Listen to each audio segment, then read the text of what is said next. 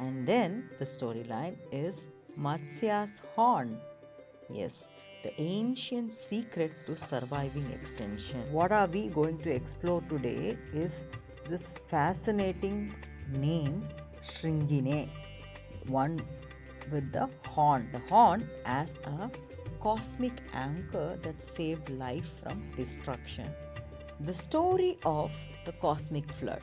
Matsya instructs the king to bring many things that are very important. What are the important things that he asks? Boat survive the whole storm or this cosmic dissolution. Yes, the boat was actually tied to the horn of this Lord or horn of the Matsya avatar. What must we preserve to rebuild life? It's a very important question. Pass on knowledge or wisdom.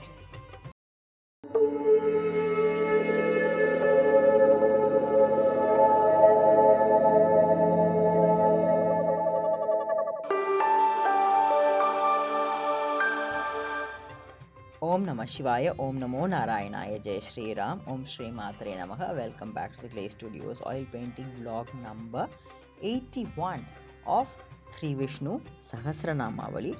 This is the painting that follows the principle of calligram or micrography, using which the 1000 names of Sri Vishnu are getting painted.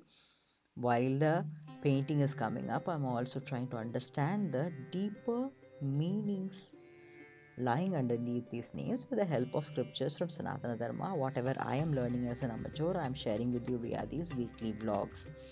In a vlog, typically I am covering 10 names with their meanings, and then we traverse into storylines within Sanatana Dharma, just taking tangential perspectives for a couple of names or so. We have covered up to 790 names in the previous vlogs, and today we will start with 791 going on up to 800. Though I'm covering 10 names and the meanings, you will constantly see that I'm referring back and forth to the previous vlogs simply because of the interconnectivity. The more you understand, deeper you understand, the better it is for your personal professional life, and therefore I will definitely recommend you to take a look at the previous vlogs and come back to this one. Especially for today's video, vlog number 38 is something that we will constantly refer back and forth to. So the plan for today is to look at the names 791 through 800, and then the storyline is Matsya's horn. Yes, the ancient secret to surviving extinction. Without much ado, let's get on with the names and the meanings first. 791 is Om Udbhavaya Namaha, referring to sprouting up or he who attains great births. 792 is Om Sundaraya Namaha, the beautiful one or he who is the epitome of beauty. 793 is Om Sundaya Namaha, refers to the one with the beautiful set of teeth or he who is wet with mercy. And beautiful teeth, beauty, physical beauty is not something that is being described here. The set of teeth is oftentimes referred to as a connotation for the Pitrus or our ancestors. So he is beautified through all our presence, all the human elements presence. And that's the way to look at the word or the meaning behind the word beauty. 794 is Om Ratna Nabhaya Namaha. Nabi, by now we know Nabi refers to the navel. Yes. So Ratna Nabhaya refers to whose navel is essentially conscious, or he is having the conscious, beautiful belly.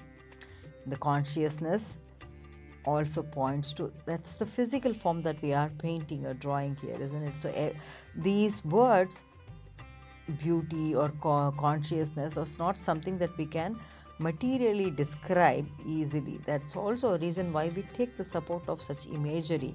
And if you see the Garbhodakshayi Vishnu image, you will see that from his Nabi, the navel, comes the stem, and that's where the lotus flower is, where Brahmaji is. Brahmaji is the creator, responsible creator of the cosmos. So that's exactly where the consciousness stems from, if I have to put it in that context. 795 is Om Sulochanaya Namaha. Om Sulochanaya Namaha refers to the one with good eyes, or he who has the beautiful eyes. 796 is Om Arkhaya Namaha. That refers to the one with rays, or he who is suitable to be worshipped by all the great gods. I think the one with the rays is more towards the understanding, I think very close to the meaning. Arkhaya Namaha, the warm rays that spread across and save us and protect us. Next is 797, which is Om Vajasanaya Namaha. That is the giver of food, or one who gives anna, that is the food. So the provider, let's say. 798 is Om śṛṅgine Namaha. Refers to the one with vortex, or he who is born as a fish with a horn, and that's the Matsya avatar. Matsya's horn we are going to look at in a short while from now. So let's move on to the next name, 799. Om Jayantaya Namaha, one who lives always with success, or he who is the cause of victory. 800th name is Om Sarva Vijayine Namaha. That refers to all knower, or the embodiment of success, or he who knows all and wins over all. With that, we come to the end of the 10 names and the meanings, and we are now ready for the storyline for today. Matsya's horn, the ancient secret to surviving extinction, is what we are going to see today. This was discussed, Matsya avatar was discussed in vlog number 38, where I talked a little bit about the storyline being connected to Noah's Ark also. So this is a story coming from Shrimad Bhagavadam, canto number 8, and I think it covers a set of chapters starting with chapter 24 up to 61. So we are going to focus more on a specific there. What are we going to explore today is this fascinating name, śṛṅgine, one with the horn. So this is the Matsya avatar, but there is a particular detail of this avatar that we will look at, that is the horn itself. Yeah. So the flood myths appear in cultures across the world, but today we are going to focus on this particular detail only, the horn, and the horn as a cosmic anchor that saved life from destruction. The story of the cosmic flood. So the story appears, like I mentioned, in Canto 8 of Bhagavatam. This is where King Satyavrata is warned of the divine fish about an impending cosmic dissolution. The great flood arrives, and Matsya instructs the king to bring many things that are very important. What are the important things that he asks King Satyavrata to bring? 7 sages, seeds of life, sacred knowledge. So all important species, of this universe needed to thrive in spite of the dissolution, so that they can pass on into the process safely and come back after the cosmic recreation happens. But all these were put into a boat, as we all know it. And how did the boat survive the whole storm or this cosmic dissolution? Yes, the boat was actually tied to the horn of this Lord, or horn of the Matsya avatar. So Bhagavatam also describes how the sages who were also taken inside the boat, they had a duty. So they did the tethering of the boat to this divine horn with the serpent Vasuki. And it's interesting enough that we have discussed Samudra Manthan, where again the snake, large snake Vasuki, was used as a rope to find wealth or find the divine knowledge, wisdom, and let the cosmic dissolution happen in a progressive way, isn't it? So some traditional descriptions even say that the horn extended millions of miles across the cosmic ocean. So that's how huge it was. So this symbolism is breathtaking. And if everything collapses, one point of stability remains. So what does this horn symbolize?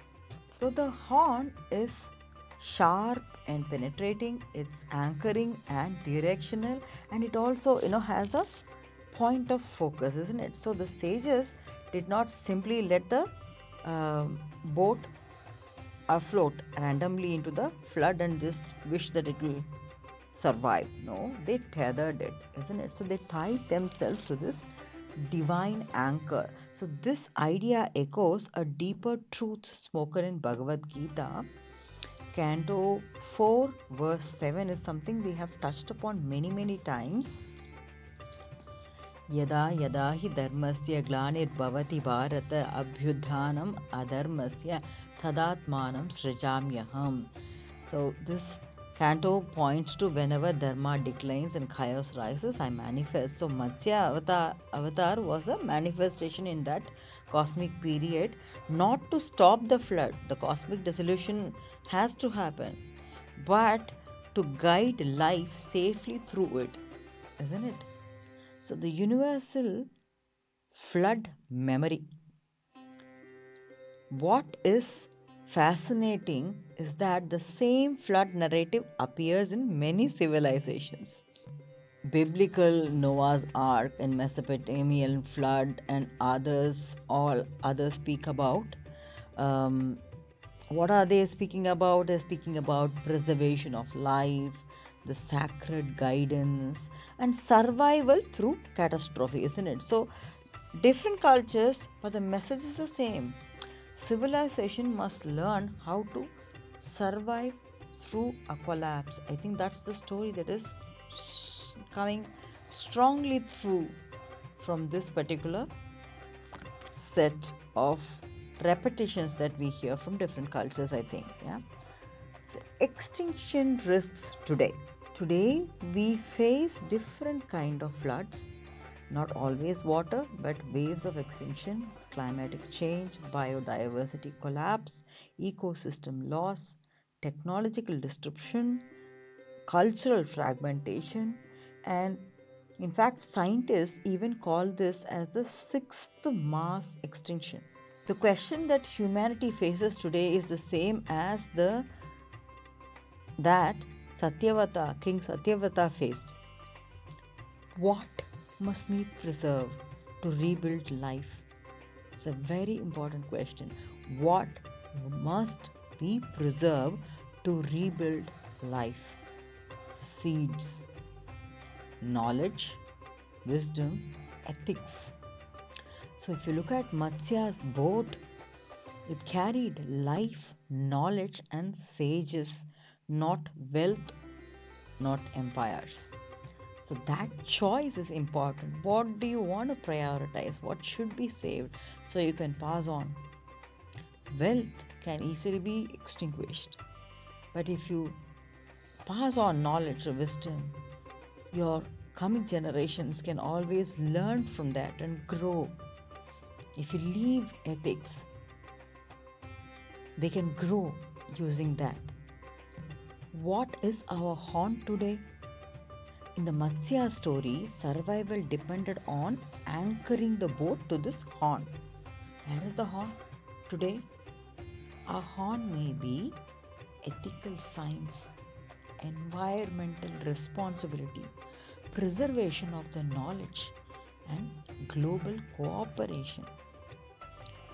But above all, it is Dharma, alignment with the laws of life. Because when the storms come, ecological, social, or technological, random survival is unlikely. So only anchored civilizations endure storm. as a closing to this, I would suggest that this name śṛṅgine reminds us that when chaos floods the world, the divine does not abandon life, instead he provides an anchor. Now the real question is, will we tie our boat to it? With that, I bring this session to an end. Until we meet in the next session, stay blessed, stay happy, stay healthy, stay motivated. Thank you. Bye-bye.